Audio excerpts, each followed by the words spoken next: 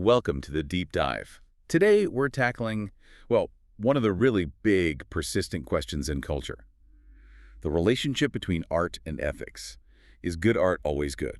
Morally good, I mean. Or can bad art, ethically speaking, still be great art? It's a debate with incredibly deep roots. Right, and our mission today is to unpack the sources looking at this intrinsic link or lack thereof between ethical qualities and aesthetic value. And it's ancient, this whole thing. People often think it's modern, but you go back to Plato in the Republic, he was already warning about poetry, basically saying its power to imitate life could actually degrade people emotionally, corrupt them. That sounds pretty extreme, like censorship waiting to happen. Yeah. Did people push back? Oh, absolutely. Right away, you see different responses emerge. Historically, maybe three big strands. First, you get the humanist response to Plato. They defended art's ethical value. Like Horace. Exactly. Horace saying poetry aims to benefit or amuse or, ideally both. Art as a moral teacher, essentially. Okay, so art as good for you, what's the opposite take? Well, skipping ahead a bit, you get the transgression strand. Think Oscar Wilde.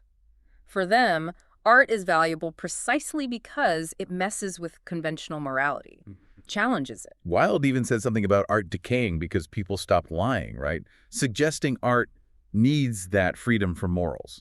That's the idea, total freedom. So you have these historical tensions, but the modern philosophical debate gets really specific. Right. It zeroes in on this question. Does a work's ethical value intrinsically affect its aesthetic value? That word intrinsically seems key. It's absolutely crucial. We need to separate the causal issue from the intrinsic one. Okay, so the causal issue is what? Like, do watching violent movies make people violent in real life? That kind of thing. Exactly. That's about the effects of art on audiences. We're putting that aside for today. We're focused on the intrinsic issue, the ethical value within the artwork itself. How do we judge that? Through the ethical quality of the attitudes the work manifests, the stance it seems to take towards the world, towards its subject matter. So if a book seems to celebrate cruelty, for example, even if no reader actually becomes cruel because of it. Precisely. Look at de Sade. Many would say his work is ethically sick because of the attitudes it displays. It aims to get readers to enjoy sexual torture. It celebrates it.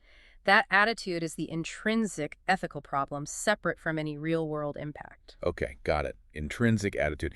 And before we get to the philosophical camps fighting over this, we should also probably pin down what we mean by ethical. It's a broad term. Good point. The sources we're looking at focus on the ethical in the narrow sense, which is basically the moral. And how are they defining moral? It centers on other regarding actions, feelings, and motives, things that affect other people. Can you give an example? Sure. Think about anorexia. Someone starving themselves is tragic, a personal failing perhaps, but it's not usually seen as morally wrong in itself. But if that same person were responsible for a child and starved the child, that's clearly morally wrong because it harms another. Or laziness. Right. Laziness might be a character flaw, but it only becomes a moral defect. In this narrow sense, if, say, your dependents suffer because you're not providing for them, the harm has to be directed outwards. Okay, intrinsic, other regarding attitudes. With that set up, let's map out the modern philosophical battlefield. Who are the main players? So we have three main camps today.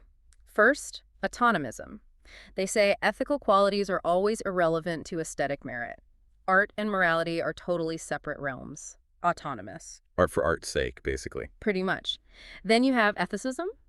Ethicists argue that ethical flaws can be aesthetic flaws, and ethical merits can be aesthetic virtues. There's an interaction. So a moral problem can make the art worse as art, and moral insight could make it better as art. Exactly.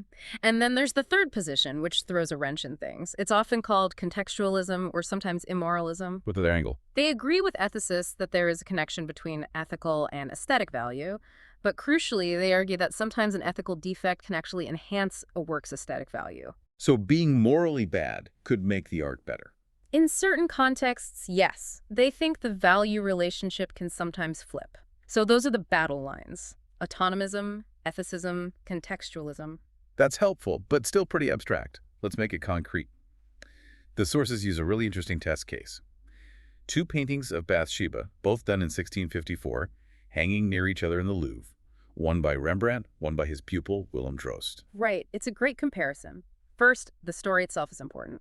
King David sees Bathsheba bathing, summons her, sleeps with her, she gets pregnant. Then David arranges for her husband Uriah to be killed in battle. A pretty grim abuse of power. Definitely. And then the prophet Nathan confronts David. He doesn't accuse him directly at first. He tells him a parable. The one about the rich man with many flocks who steals the poor man's single beloved ewe lamb to feed a visitor. That's the one.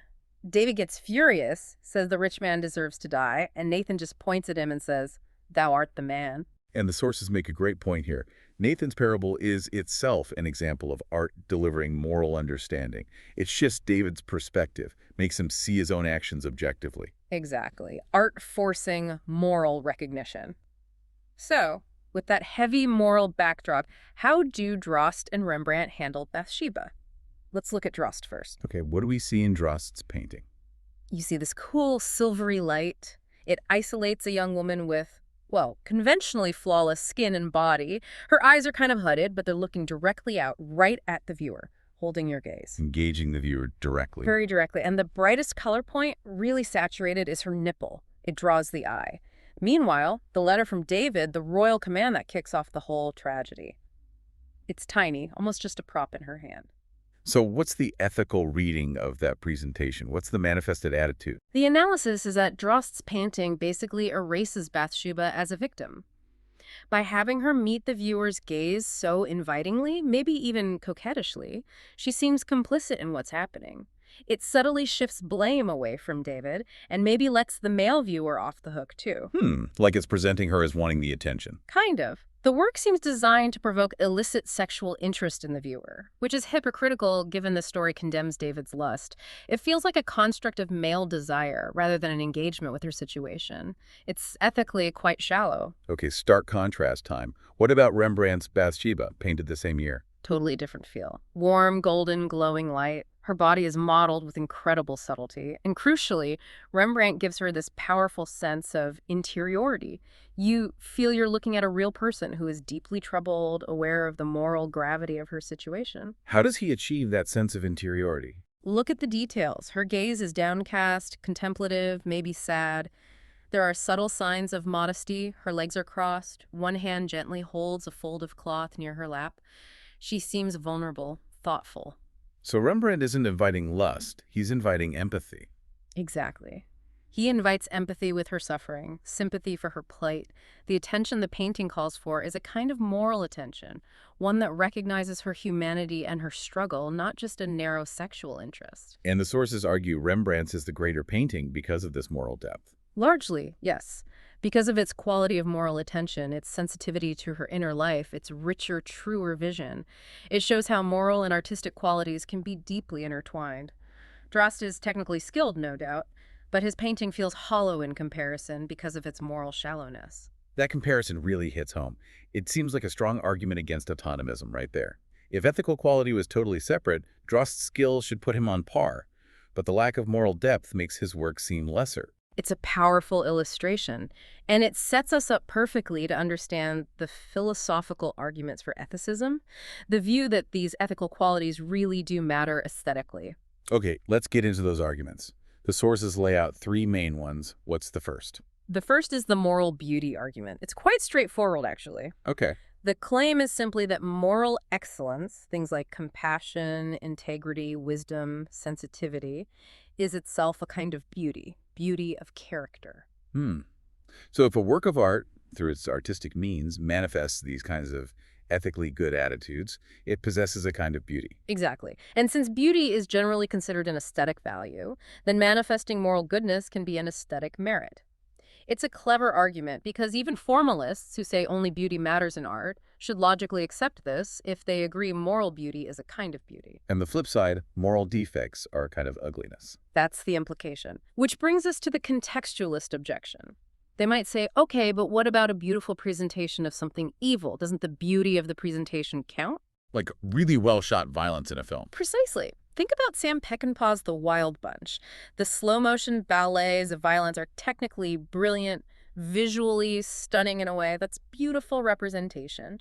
But the ethicist would argue The cruelty being expressed, the potential celebration of unwarranted violence, that underlying moral defect, is still a kind of ugliness that detracts from the work's overall aesthetic achievement. Even if the surface is beautiful, the representation is beautiful, the thing represented, or the attitude towards it, might still be ugly. Okay, that distinction is important. Beauty of form versus the ethical quality of the content or attitude. What's the second argument for ethicism?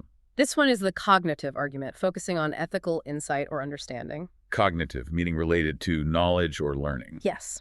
The idea is that a work's ability to teach us something non-trivial, to convey genuine knowledge or understanding, especially moral or psychological understanding, can be an aesthetic merit. But only if it does it artistically, right? Yeah. Not just like a textbook. Absolutely key. The insight has to be achieved through artistic means, narrative structure, character development, imagery, emotional force, whatever fits the art form. That's what makes it aesthetically relevant. Can you give an example from painting again? Sure. Think about Caravaggio's The Taking of Christ, around 1602. Earlier paintings often showed Judas as this, cartoon villain, pure evil. Right. Caravaggio uses his dramatic lighting and composition, pushing the figures right up close, to focus on Judas's face as he kisses Jesus. And Judas looks anguished, worn, maybe regretful, maybe still feeling some connection to the man he's betraying. So the painting offers a deeper psychological insight into betrayal itself.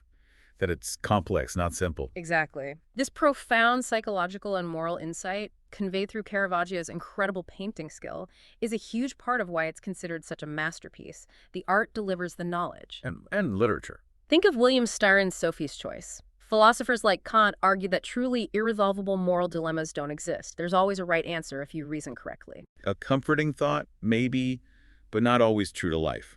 Right. Styron's novel forces the reader to confront the horrifying reality of an acute, impossible moral choice and the crushing guilt that follows. It's not just an intellectual puzzle because of the way Styron builds a narrative, the characters, the small, devastating details like Sophie's daughter holding her little flute. The literary craft makes the moral horror real. Precisely. The novel's artistic power is inseparable from its unflinching engagement with that moral complexity. It teaches us something deeply unsettling but true about the moral world. Okay, that makes sense. Moral beauty, cognitive insight. What's the third argument?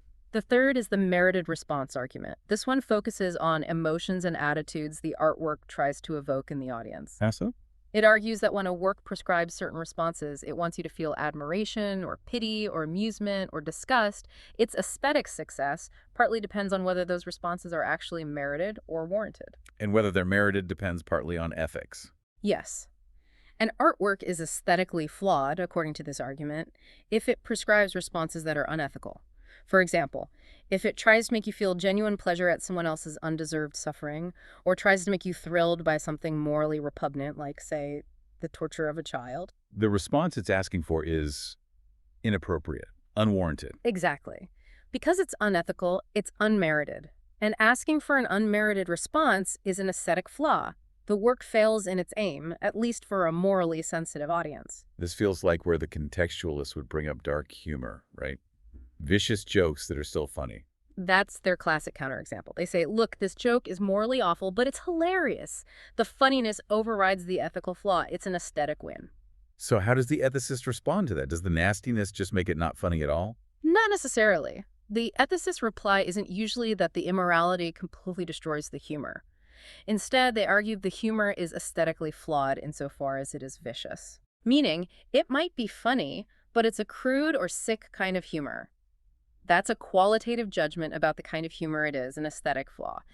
And because it relies on you adopting an unethical attitude, like finding cruelty amusing to work, the joke becomes morally inaccessible to someone who resists that attitude. So a sensitive person might just not get it or be repulsed by it, even if they recognize the attempted humor. Right, and that failure to connect, that reliance on an unworthy response, counts as an aesthetic defect.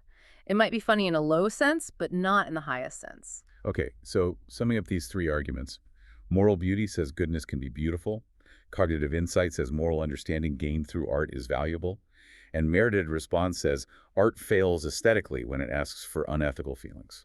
That's a good summary. Together, they build a case for ethicism that ethical considerations aren't just some external judgment we slap onto art, but are often integral to how we experience and evaluate its aesthetic success or failure. It certainly explains why people have argued about the morality of art for so long, going all the way back to Plato. It's not just people being overly sensitive, it feels fundamental. It suggests works of art are often, in effect, moral interventions in the world, shaping how we see and feel. Which brings us to a really complex, maybe the ultimate, test case for all of this. Nabokov's Lolita. Ah, yes. Lolita, a masterpiece, undoubtedly, but deeply troubling. It seems to perfectly illustrate the power of the cognitive argument, but maybe in a really unsettling way. The narrator, Humbert Humbert, is monstrous, yet his prose is dazzling. Absolutely. Nabokov gives Humbert this incredibly seductive voice. He uses sophisticated language, wit, literary allusions. He flatters the learned reader, drawing you into his perspective, almost making you complicit through the sheer beauty of his narration. It's a deliberate seduction strategy, isn't it? Using aesthetic brilliance to charm the reader, despite the horrific subject matter. Totally deliberate. A surface reading, especially if you get swept up in the language, might almost find Humbert sympathetic or tragically romantic, which is horrifying. But the genius is that Nabokov plants clues everywhere, right? To show Humbert is unreliable, monstrously egotistical, completely blind to Lolita's suffering, and a self-justifying murderer. Yes, the clues are all there for the careful reader. The novel's brilliance isn't just Humbert's voice, it's the way the text simultaneously performs the seduction and exposes it. It traps the reader who isn't paying close enough moral attention. So the real achievement of Lolita, aesthetically and ethically, isn't about judging Humbert that's easy. It's about forcing you, the reader, to confront your own susceptibility. That's the argument. To realize how easily captivating art, beautiful language, can manipulate your moral responses, make you entertained by or even momentarily aligned with attitudes you consciously find repellent. Wow. The deepest insight isn't about the characters, but about your own moral fallibility when faced with powerful art. Exactly. The novel functions almost like a moral stress test for the reader. Its highest achievement might be demonstrating our own vulnerability to aesthetic manipulation. That is definitely a provocative thought to end on, that sometimes the greatest triumph of art is how profoundly it reveals our own moral complexities, even our flaws. Plenty to think about there. Thank you for diving deep with us today.